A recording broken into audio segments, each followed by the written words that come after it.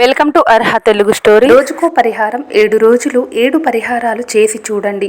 శివానుగ్రహంతో కోరిన కోరికలు వెంటనే నెరవేరుతాయి. వారంలో ఒక్కో రోజు ఒక్కొక్క దేవుడికి అంకితం చేయబడింది. వారంలోని 7 రోజులు 7 గ్రహాలకు సంబంధించినవి. ప్రతి ఒక్కరూ తాను ఎవరి ముందు చేయి చాచే అవసరం రాకుండా తన కుటుంబానికి జీవితంలోని సుఖ సంతోషాలను ఆనందాన్ని అందించాలని కోరుకుంటాడు. ఇలాంటి కోరిక నెరవేరాలంటే జ్యోతిష శాస్త్రంలో కొన్ని పరిహారాలు సూచించారు. డబ్బుకు లోటు లేకుండా చేసే పరిహారాల గురించి ఈ వీడియోలో ఇప్పుడు మనం తెలుసుకుందాం.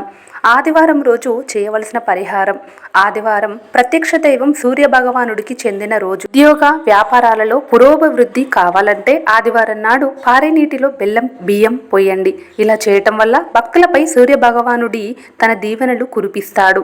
ఆదివారం రోజున తెల్లవారుజామునే అంటే సూర్యోదయానికి ముందే నిద్రలేచి తలస్నానం చేసి ఉతికిన బట్టలు ధరించాలి. ఆ తర్వాత సూర్యుడికి అర్ఘ్యాన్ని సమర్పించాలి. అర్ఘ్యం సమర్పించేటప్పుడు ఓం సూర్యాయ నమః, ఓం వాసుదేవాయ నమః, ఓం ఆదిత్యాయ నమః అనే మంత్రాలను జపించాలి.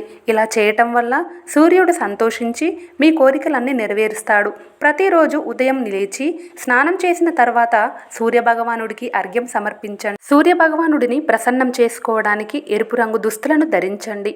ఈ రోజున కోరికలు నెరవేర్చడానికి చేసే ఉపవాస దీక్ష అత్యంత ఫలవంతం. సోమవారం చేయాల్సిన పరిహారం. సోమవారం శివయ్యకు చెందిన రోజు. ఈ రోజు మీ కోరికలు నెరవేర్చుకోవడానికి శివుడికి చేసే పూజ అత్యంత ఫలవంతమని చెబుతారు. సోమవారం శివుడిని పూజించిన వెంటనే అనుగ్రహం లభిస్తుందని భక్తులు నమ్ముతారు. సోమవారం రోజున శివాలయంలో నెయ్యి దీపం వెలిగించి శివలింగానికి ఆవు పాలతో అభిషేకం చేయండి. అదేవిధంగా బిల్వపత్రం, ఉమ్మెత్త, మారేడుని సమర్పించండి. ఇలా చేస్తే శివానుగ్రహం కలిగి మీ కోరికలు వెంటనే నెరవేరుతాయి. ఇక మంగళవారం రోజు చేయాల్సిన పరిహారం. మంగళవారం రోజు హనుమంతుడికి చెందిన రోజు. ఈ రోజున హనుమాన్ చాలీసాను పారాయణం చెయ్యండి. ఎరుపు రంగు దుస్తులు ధరించి హనుమాన్ ఆలయానికి వెళ్ళి రామనామం జపించండి. హనుమంతునికి గులాబీ పూల దండను సమర్పించి మోతీచూర్ లడ్డూలను నైవేద్యంగా పెట్టండి. బుధవారం చేయవలసిన పరిహారం. బుధవారం గణపతికి చెందిన రోజు. గణేశుడికి గరిక అంటే చాలా ఇష్టం కనుక బుధవారం గణేశుడికి 21 గరికలు గణపతికి సమర్పించండి. ఇలా చేయటం వల్ల మీ కోరికలు నెరవేరుతాయి.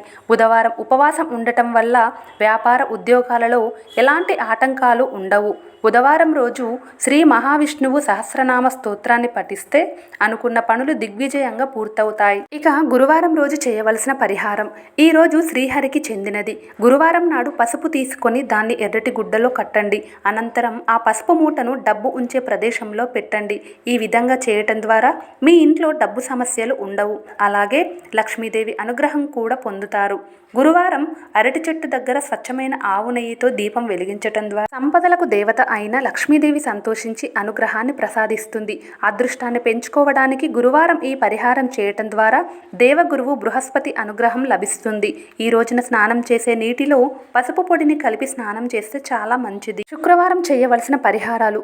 శుక్రవారం లక్ష్మీదేవికి సంబంధించిన రోజు. శుక్రవారం రోజు ఎర్రని వస్త్రంలో పచ్చ కర్పూరం వేసి మూట కట్టి లక్ష్మీదేవి ఫోటో ముందు ఉంచాలి. ఆ తర్వాత ఆ మూటకు ధూపం వేయాలి.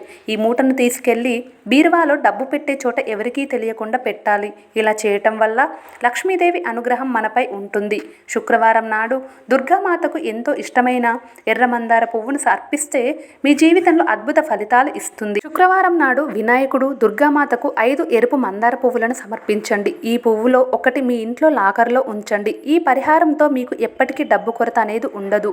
ప్రతి శుక్రవారం లాకర్లో మందార పువ్వును మార్చుతూ ఉండండి. శుక్రవారం రోజున పసుపు కుంకుమలు ఎవరికైనా దానం చేయండి. ఈ రోజున చేసే పూజలతో లక్ష్మీదేవి అనుగ్రహం సదా నిలిచి ఉంటుంది. శనివారం చేయాల్సిన పరిహారం. శనివారం శనీశ్వరుడికి చెందిన రోజు. ఈ రోజు రావి చెట్టు కింద ఆవ నూనెతో దీపం వెలిగించండి. అలాగే ఈ రోజున రావి చెట్టుకు పాలు, నీరు, బెల్లం సమర్పించాలి.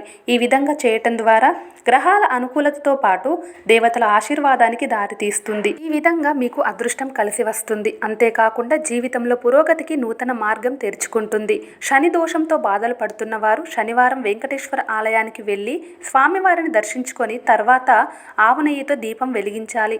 ఇలా చేసిన వారికి వెంకటేశ్వర స్వామి అనుగ్రహంతో పాటు బాధలు తొలగి సుఖ సంతోషాలు కలుగుతాయి. దీనివల్ల ఏలినాటి శని దోషాలు కూడా తగ్గుతాయి. ఈ రోజున నీలిరంగు వస్తువులను దానం చేస్తే మంచిది.